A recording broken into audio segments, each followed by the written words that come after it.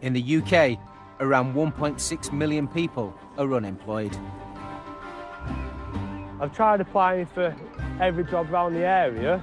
It's just the same results all the time. Tonight, we visit some of the country's unemployment black spots. Quite a lot of vulnerable people here being taken advantage of by the system. And meet the people who rely on benefits to get by. At the bottom of this road, there's loads of druggies and alcoholics. The 23-year-old, desperate to find permanent work in an area with one of the highest rates of zero-hours contracts. I have debts that I can't get out. My mind goes black, I have a blackout. There's no way to get out. The 34-year-old, from one of the UK's most deprived regions, who can't hold down a full-time job since getting out of prison. The lads hit me, so I've hit back and we both got the sack for it. And the 47-year-old ex-cabbie, now unable to work and protesting about his heating bills by sleeping in his car. Good night, I'll speak to you in the morning.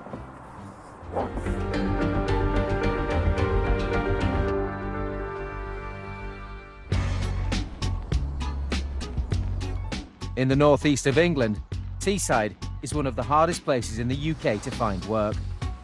34-year-old unemployed Sean has lived here all his life. This is my living room where I just sit and chill. That's my kitchen. As you can see, it's just all in one. Sean lives in the town of Stockton-on-Tees, in a privately rented flat for £60 a week, paid for by benefits. I'm going into the bathroom. It's all right, just needs a lot of repairs doing. And that's my bedroom, as you can see. That's just where all my junk goes, really, my clothes and stuff. It's too cold as well. That's why I don't sleep in there. I just watch a telly and curl up on the sofa. While he's happy he has his own flat, Sean's not so happy with the location. At the bottom of this road, there's loads of druggies and alcoholics. It's tempting to mix in with it, and I just don't want to end up going on to the hard drugs and stuff like that. That's why I want to move away. But like, I can't afford it at the minute, so I have to stay where I am. Sean's been in and out of trouble with the police since the age of 18. When I was younger, I wanted to be a footballer, but it didn't happen. I mixed in with the wrong crowd, and then I didn't start getting into trouble until I was about 18-year-old, and then it's just been on and off since then. Driving offences and stuff like that. I went to prison for carrying a knife outside of a nightclub, which was my own fault, as I didn't realise that I had the knife in my pocket at the time. Now, he wants to turn his life around. Hopefully get married one day and get a job, so I can treat her right and stuff. Oh, I want to settle down now, stop getting into trouble. If I didn't knock about with the wrong people, then I wouldn't have got into trouble. I'd have had a good job and a decent wage, you know. Because of my criminal record, I tried to get work now. In the past, while he was in and out of trouble, Sean was also on and off benefits. I've never found a long-term job. That's what I want to do, really, get a long-term job so I don't have to go back on the dole. 4 months ago, things were looking up for Sean when he got a full-time job in a local supermarket. But he says he got the sack when he got into a fight outside the entrance. The lads hit me, so I've hit back, and I've went in the next day and told them that I got jumped in, the lad hit me, and we both got the sack for it. He tried to say that I pinched his bike, which I didn't. Despite having failed to ever hold down a job, Sean has now decided what he wants to do, and he's set his sights on getting work on the railways. I just want to work on the tracks, working with the cables on the tracks.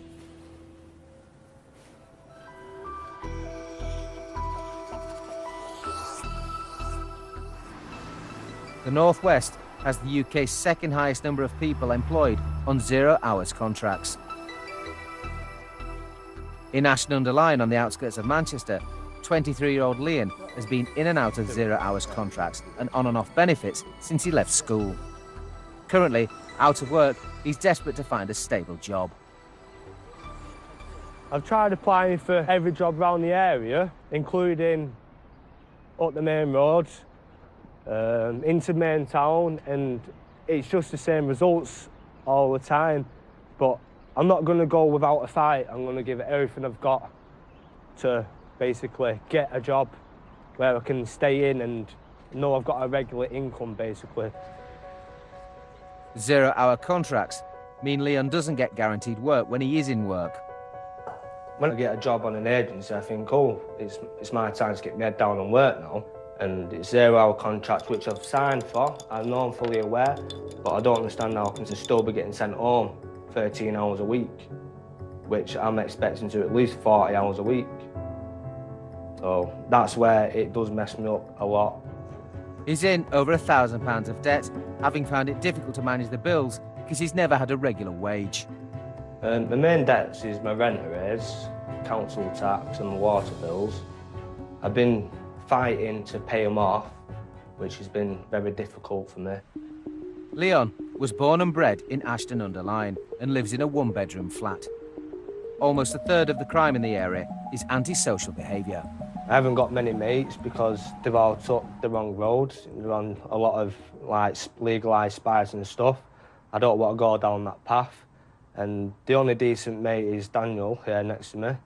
We're there to support each other and get through hard and difficult times. Since we've known each other that long, you know, it's like we're brothers, not friends at the end of the day. Up until a month ago, Leon and Daniel were both working on 0-hour contracts, packing sausages at a factory. But after 9 weeks, they got the sack when they phoned in sick at the same time. We was never off, It was just that once. And we're on that 0-hour contract. They can get rid of us whenever they like. Out of work again, Leon signed back on at the job centre, but while waiting for his payment to come through, he's getting deeper into debt. Still waiting for our job centre payment. Since we've left work, we still had no money since then. My rent arrears start going back up, my council tax, water, gas and electric starts going in emergency, my cupboards start getting empty, I started getting hungry, I started getting moody because I'm annoyed because I'm not getting somewhere where I actually want to be. Daniel beatbox with a surround sound, surround around the sound. When I'm in town, met your bird, let her down. With no job to go to, and with money a constant worry, Leon vents his frustrations in lyrics, which he turns into raps. When I've got all this stress on my mind and stuff, and I beatbox or do lyrics, I'm doing the beatbox and I'm doing the lyrics, but I'm not thinking about what's gone on. It's taking my mind off things to, you know, feel more relaxed in myself, and it does work. I have debts that I can't get out. My mind goes black, I have a blackout. There's no way to get out. It's like I'm escaping, but I can't get away. I need to think straight, thinking the right way, because if I don't, then I'm gonna go straight to the bottom of the ground. Not gonna get up, no help from anyone around. Leon's determined his life won't be like this forever. Intense, Mike. I do want a permanent job and get my head down and improve myself in life and get my head straight and go on holidays and stuff. But first of all, I need to get a job without a 0-hour contract. I'm not picky, I'm not choosy, I just want to work.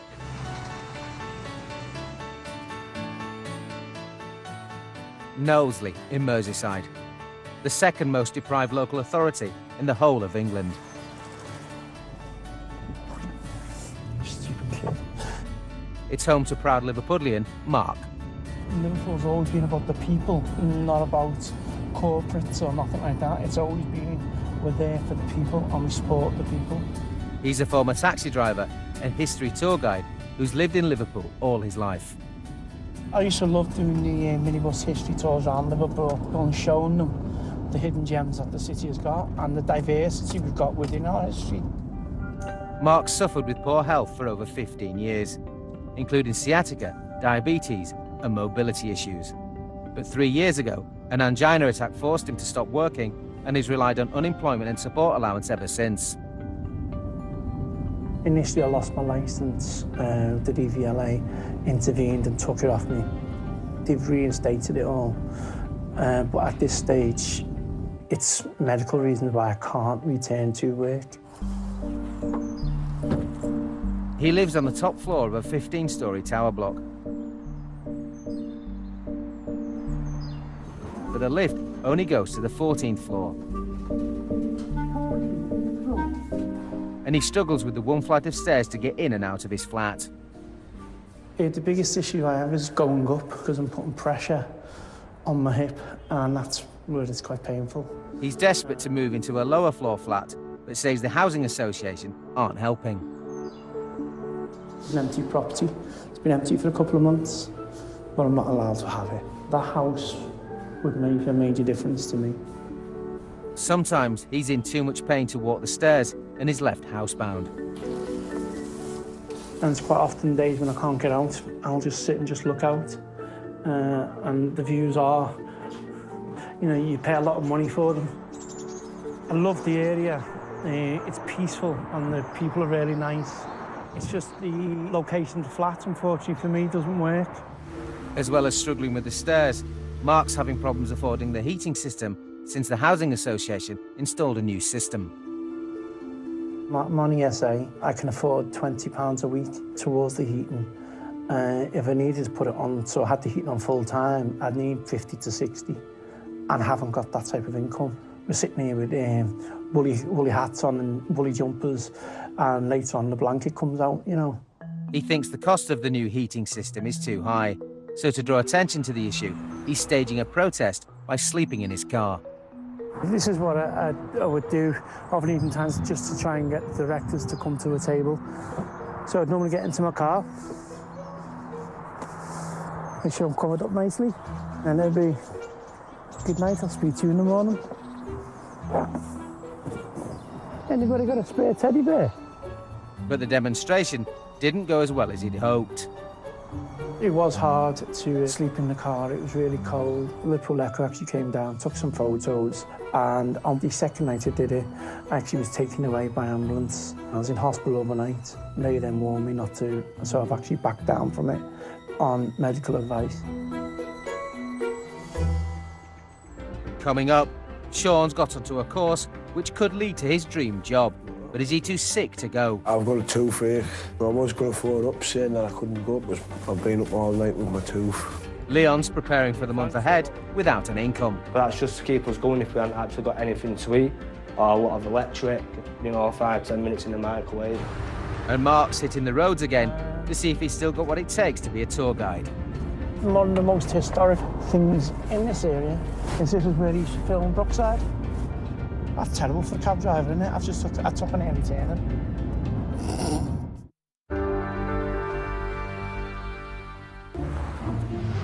Do that, look. Money that's thrown away, that could come to good use. I owe you 3p, Dan. In Ashton-under-Lyne, unemployed 23-year-old Leon is saving every penny he can, and he's just found some on the ground. I don't look scruffy, but we're not being scruffy, it's money at the end of the day and it adds up. Last year we found £25 in ones and twos and obviously a few 5 and 10s and stuff. We just put it in a jar, take it to the bank, put it in the machine, it counts it all and we had £25 between us. It gets us some more bits, doesn't it? Yeah, it does, definitely. He and unemployed friend Daniel are struggling to make ends meet since losing their jobs in a factory a month ago. They've both signed on at the job centre and are waiting for their universal credit payments to come through, but aren't sure when that will be. So what are you going to do tomorrow, Danny? What's your plans? Don't know, mate. There's not much to do, is it, mate? It's just the same old boring things. Can't do Being in the same situation and living close to each other, Leon and Daniel are virtually inseparable. We're just trying to get through together as a team. It's like a maze and we can't get out of it. And we're always running into the dead ends and we're lost. We can't get out of this situation that we're in. Right, Danny, you ready? Yeah. We'll go and get some food in. They even club together on the groceries, and today the boys are heading to the supermarket. Get some sauce and that, some noodles. Yeah. Having had no income for the past month, the first stop is the cash machine, so Leon can check how much money he has. £140. It's the last year month. To last me. £140. I'll try making that last as long as possible. I'm going to have to pay some council tax out of that regardless. Gas and electric, I've got to pay for the internet so I can do my job search. Hopefully, it will last me until I get paid. Leon withdraws £50 of the £140 he has to his name. So I'm starving, mate. I need to start eating properly, but we can't at the moment, can we? Half an hour later, the shopping's done. We got a bit more than we expected, didn't we? Back at home, Leon has put £20 aside for gas and electricity, but still has money left.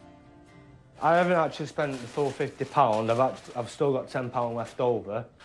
I've just got a few bits and bats to keep us going. Having been on and off benefits all of his life, he's used to having to plan ahead for the month when it comes to food, which means stocking up on frozen meals.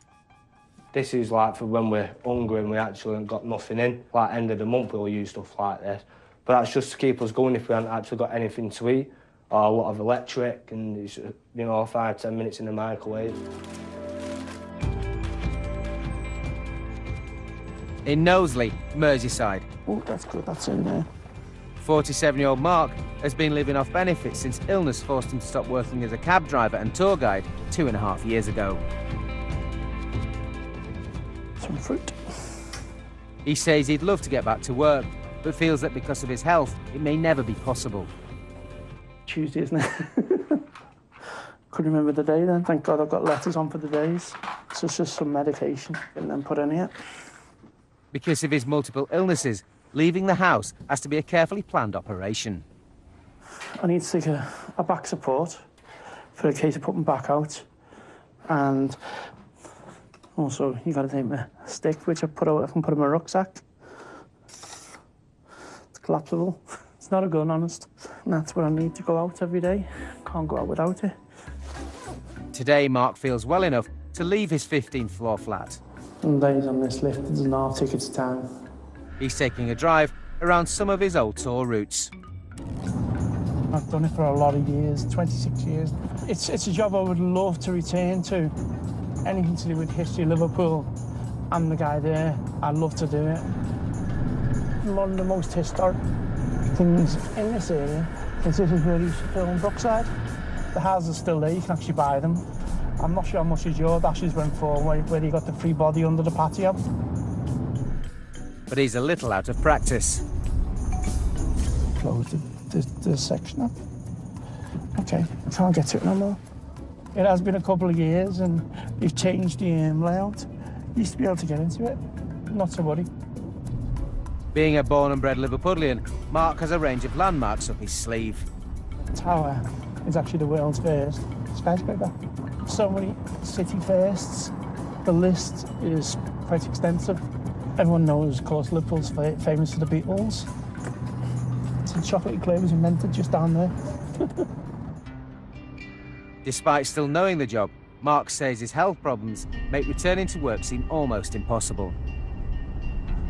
I would love to be able to get into a position where I would be back in work. But I can't return to work at this stage. It just wouldn't be practical. I can't travel great distances for medical reasons. In Stockton-on-Tees, unemployed 34-year-old Sean is tiring of a life on benefits. He made the first day of his course on time and now has to keep it up for 14 weeks in order to gain a qualification needed to work on the railways. Been all right, we've had a laugh and that with the tutor, done a bit of paperwork.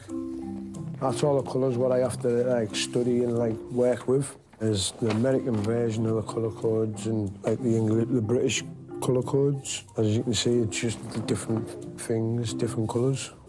And I've got some homework to do as well. Study all these maths and stuff. He's positive about it, despite others already pulling out. There's about 10 people there today, but there should have been about 20, and 2 people went home because they couldn't get it into the heads, all the wires and all the information and stuff.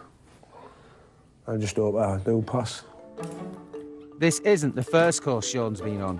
He's previously started over 20 others, including one on bike maintenance.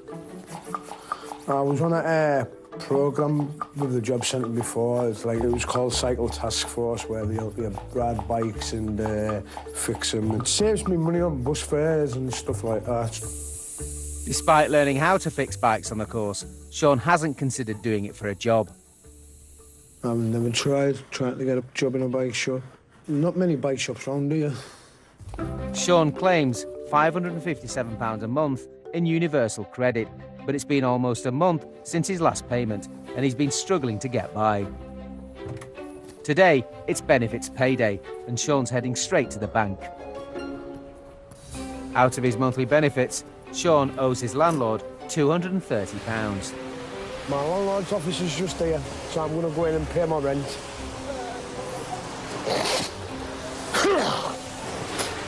Sean has money automatically deducted from his benefits for loan repayments and fines for driving offences. And after he's paid his rent, he's left with just £100 to live off, and he's not planning on saving it.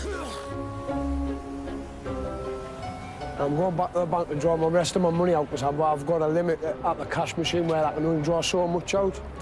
With the last of his benefits in his pocket, Can I draw the rest of my money out, my account, please? Cheers. he doesn't think it will stretch for the month. My money's going to last about a week, 2 weeks. And then I just try and borrow money. I find it difficult to live on benefits. You're getting paid monthly, so you have to try and work out your money to make you last. I'd rather get paid fortnightly, or it was before. Despite having little to live off, Sean's heading to the game shop. Every other month, I buy a computer game, something to do, change the games. Can I have this joypad as well, please, mate? I just spent on $11.99 on a game, a joypad. That's it, really. But back at home, there's a problem. Not having it, man. His games console isn't working.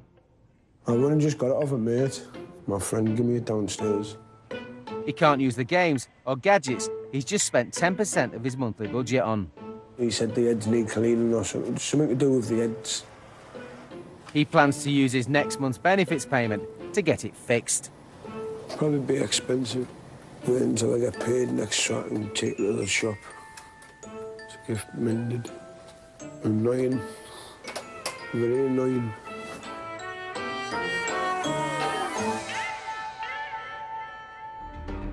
Coming up, the struggle to find a job is taking its toll on Leon. I do get emotional and sometimes I do cry over it because I just want the best for myself. Mark's forced to make hard decisions. It's heat or eat. I made that decision today, and it was to eat. And Sean's had some bad news. He's going to be sanctioned. Probably get into more debt, borrow money left, right and centre. I'm looking forward to it, like... I find life hard. I need to make it work, because if I don't, my brain will start to hurt. And I mean, with a headache, it is a pain, always in my brain, driving me insane. I don't know what. In Ashton-under-Lyne, unemployed 23-year-old Leon is practicing his lyrics. Go up the ladder, don't slip back down. He's been out of work for over a month and is desperate to find a permanent job and get on top of his household bills. Because I'd be a joke to myself, like I'm going to put my gas and electric on now, see how much I've got left. 83p on the electric. Earlier today, Leon topped up his gas and electricity card up with the £20 he'd budgeted for the month. £10 leaves me with £10.83. The gas is the main problem out of everything. I always end up in emergency with how cold it is in the flat as well. With £1.38 for debt and £3.40 for emergency credit. It's left me with £5.22p from the £10 I've just put on then. With no job this month, Leon started to claim benefits again, but he's still waiting for the money to come through. And with no money coming in, his debts are piling up. My rent arrears in total is £830.78p. I have set an agreement up to pay £100 a week. I can't pay anything until the day I get paid. Then they expect me to survive a month with no money and struggling with gas and electric. Even when Leon is in temporary work, his wages don't cover his debts. It works me up so much, working so hard when I get a job, to see all the money go and never see it, and I can't get myself new things like furniture and carpets, you know, new cookers. One thing Leon felt he couldn't live without was a washing machine. I didn't like going to the laundrette because it's just not a nice place to go. So I wanted to get a washing machine to save me more money and to also make life a bit more easier. But Leon didn't have the money to buy one outright. The only way I was getting the washing machine was through a meter plan, is putting pound coins into the meter. I'm just going to put a wash on, mate. He signed up to a type of hire purchase agreement, whereby he must put at least £24 a month into a meter to use it. After 24 months, he'll own the machine, but will have spent over double its retail price. It's a lot of money for a washing machine, it's quite ridiculous. To say it's a small drum as well, you can't really fit a lot of clothes in. So I am actually doing a lot more washes than I could actually be doing as well. With no job on the horizon and debts piling up, Leon's finding it hard to stay positive. When I wake up in the morning, I don't think about anything. I'm just in my own little world for a minute. And then I realise all these problems I've still got and I can't get rid of them. It's just the same thing every single day. And I do get emotional and sometimes I do cry over it because I just want the best for myself and I'm finding it really difficult to get my life straight forward.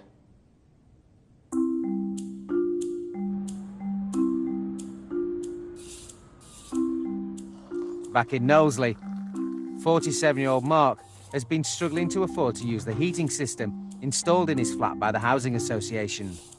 They said it was going to cost us less. It's actually costing us 600% more, and it's actually causing fuel poverty within the block that we're living in. So there's quite a lot of vulnerable people here being taken advantage of by the system. Mark's been protesting about the cost of the new heating system by sleeping in his car, and now he's trying to get a group campaign together to get the Housing Association's attention. He's set up a tenants meeting in the local pub and is hoping for a big turnout. I think I'm the first. Everyone's still having the tea. Last time there was about 50. I'm hoping in the same region, but you don't know until it happens. It's how much people can take. You know what I mean? But they don't realise the fight's only just starting. And if we don't pull together, we'll never get through.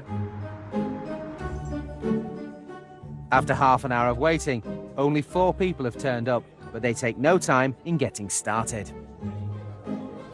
It's costing now 7 times the amount it originally cost us. Fellow moved into the flat 3 weeks ago, didn't realise how much it was going to cost him to pay it. You can only afford to have the heat on 3 hours a day. Yeah. And he's in full-time employment. It's heat or eat. I made that decision today, and it was to eat, because I couldn't afford to eat. After 2 hours, the tenants' meeting is still going, but it's clear there's a sense of disappointment at the turnout.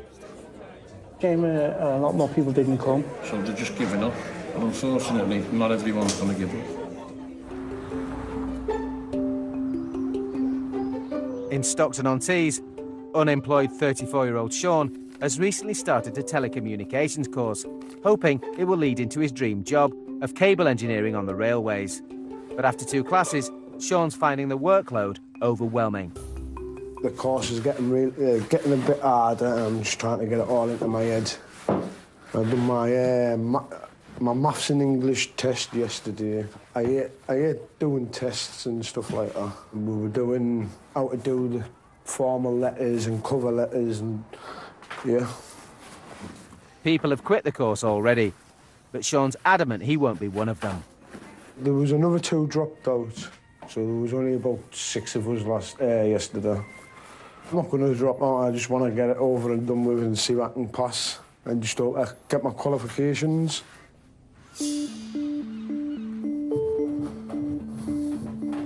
With the course finished for the week, today he has a weekly appointment at the job centre.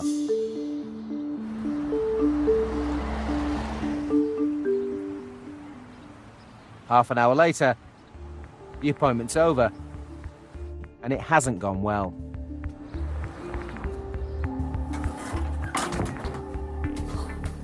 I'm fuming. The Dole have just told me that I've got a sanction on my claim, and now I have to claim hardship allowance. The job centre are going to sanction Sean's benefits because he recently missed a weekly appointment, but Sean is angry because he says he had a legitimate excuse. I've given my reasons. My reason was because someone kept phoning me on a withheld number and telling me that I was going to get my flat bombed up, blown up. So I phoned the bobbies and the advisors have phoned me to see why I didn't attend my appointment. So I've given my reasons because I was waiting for the police to come. And they haven't accepted my reasons. The sanction will mean Sean losing £229 from his next month's benefit, almost half of his monthly claim. I'm not going to be able to have any money for no food because it's just going to go on debt straight away. Sean calls the job centre helpline to find out about getting a hardship allowance loan and how much that will be. I'm on the phone and waiting. After 10 minutes on hold, he's worrying his phone credit will run out. Got a big bundle on my phone, but it takes the minutes off. Oh, yeah, that was on universal credit, but I've been sanctioned and they've told me to claim hardship allowance. They've given me the wrong number. After 3 different phone calls, he gets through to an advisor, but he's losing his patience. So do I have to claim hardship allowance or not? Or would I still have to claim it after then or not? That's what I'm trying to get. Would I have to or not? Sean discovers that he'll have to wait until next month when the sanction has come into force before he can take out a hardship loan. £20. No, thanks a lot. Bye.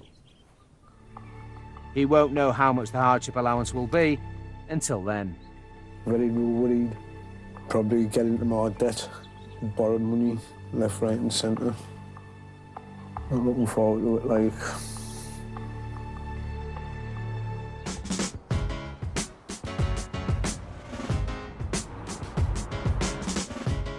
From the community notice board, is there? No job applications, nothing going on. No. Back in Ashton-under-Lyne, 23-year-old Leon and friend Daniel are heading out to see if there's any jobs in the area they haven't already applied for. You got this job here next to us here. I applied for cleaning in there. Not heard anything back. Took my CV in, wore appropriate clothes, well-mannered towards the people. We've applied for, not this one, where is it? That one over there, but they said to come back in, didn't they? So, oh, do it online. We always get the same results, regardless if we come every day, once a month, once a year. We're still getting the same reply, which is quite frustrating, to be honest. With no luck finding a job, Leon's turning to courses to try and improve his CV, and he's recently signed up for a football coaching course with the Prince's Trust. I was a bit wary of doing it at first because I thought of a job first, really, instead of a course. Said, you know, give it a try, you're not losing out on anything. But although I will be still doing job search as well, if a job comes out, I'll have to leave the course and basically start work. Despite the course starting next week, Leon's still looking for a job. Right, mate, do a bit of job search with you now, lads. Having had no luck in the local area, Leon started to search further afield. The main things I'm looking for at the moment is cleaning, pick packing, and anywhere else where I can forklift truck counterbalance. If you're not going to travel, then there's not going to be an opportunity there for anyone. You've got to put that effort in. Before long, Leon spotted a job, which is just what he's been looking for, and it's not a 0 hours contract. Yes, it's just regarding job vacancy. It's saying the client's based in Manchester City Airport. Industrial, yes, cleaning. Yeah, that's fine. They just put me on hold at the moment. They put me on to someone else. It's 40 hours a week. The job is 10 miles out of Manchester, close to the city airport. So the agency wants to make sure Leon can get there without any issues, and he assures them he can. I'm going to go on Google Maps and that. It won't be a problem with getting there anyway. There'll be no problem there. The conversation's sounding positive, So Leon asks whether Daniel could be considered for a job too. He's wondering if there's anything going there as well. We just need a full-time job what we can actually rely on, because there's too many zero-hour contracts, you know. And After just a few minutes on the phone, it sounds like Leon's got a job for both of them. they said there will be a job basically there for me and Daniel, so we could be starting work next week, hopefully. I've always enjoyed cleaning as well. It's one of the things you can actually see what you've done and you can appreciate it more. And it's like you're your own boss as well, because no one's down your neck. Just get the job done and that's it, innit? Yeah. To be able to text us the postcode as well, so we can get the right area. All right, thank you very much for your time. It's the good news they've been desperate for.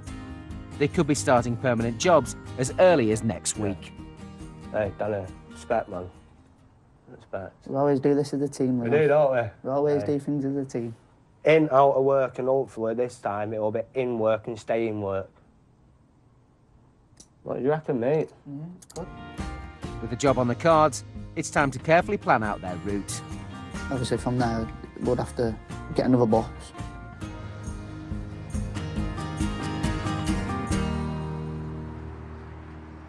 Coming up, there's news for Mark on the housing front. Just had a visit from tenant extra support team, and basically I was offered 2 properties. Leon's new job gets off to a disastrous start. It was quite annoying, because I was actually looking forward to do that job. And Sean's dreams of working on the railways are in tatters. Packed in the course in because it was too hard and I couldn't get my head around it.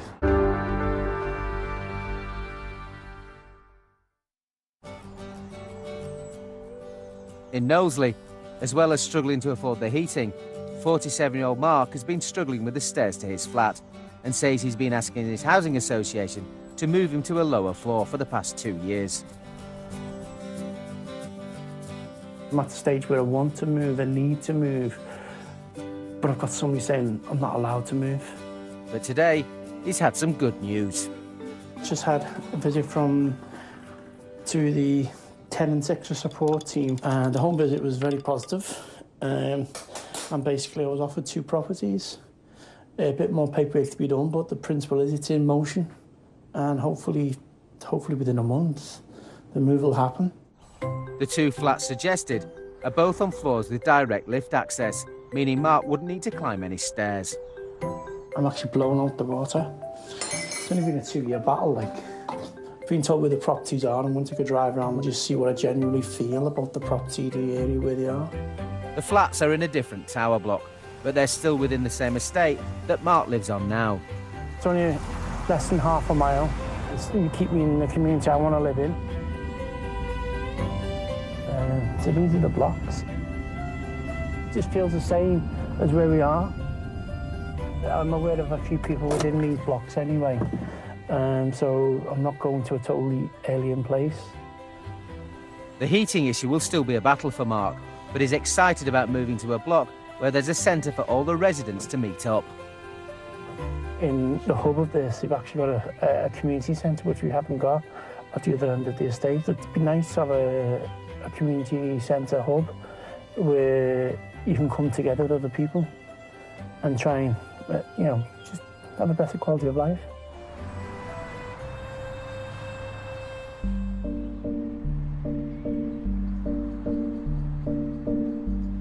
These look a lot nicer than them last ones from Princess, trust me.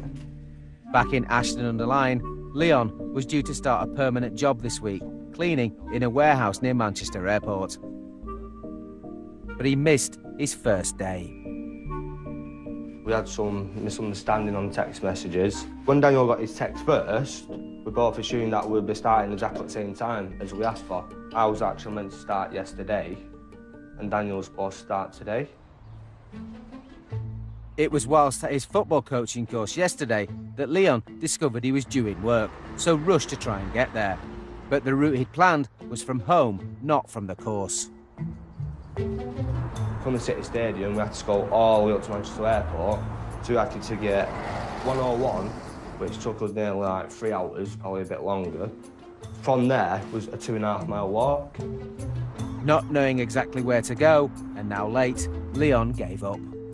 We thought the best thing was to go home and let them know tomorrow and explain and apologise for the convenience we've caused towards them. After he phoned to explain the mix-up, Leon says the employer decided it would be best to find other candidates who lived closer. It was quite annoying that we couldn't actually get there because I was actually looking forward to do that job. Start something new, meet new faces, get along with new people, work as a new team, you know, and just crack on with it and just earn your money, really.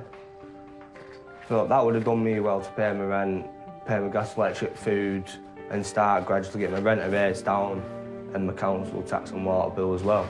So it would have helped me out. I would have had a bit of spare cash towards my name as well to put to one side. So well, it was quite disappointing in ourselves, weren't we, Daniel? Despite the major blunder, Leon is trying to remain positive. These bottles was actually meant to be for work, so we're just going to use it up for Prince's Trust. And is now pinning all his hopes of a job on the football coaching course. End of it all, we'll get like teamwork skills, communication, etc. Coaching. Get a job with City? Yeah, you can get a job with City as well, depending how reliable you are. Yeah, so but really, I just want a job out of it, really. I just want to get my head down.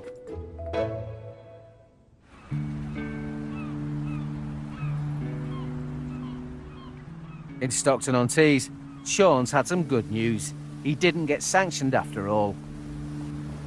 I'm still getting my normal money. I don't know if I was being sanctioned, but I'm still getting my money, so put a big smile on my face. I just checked my bank and all my money was in there.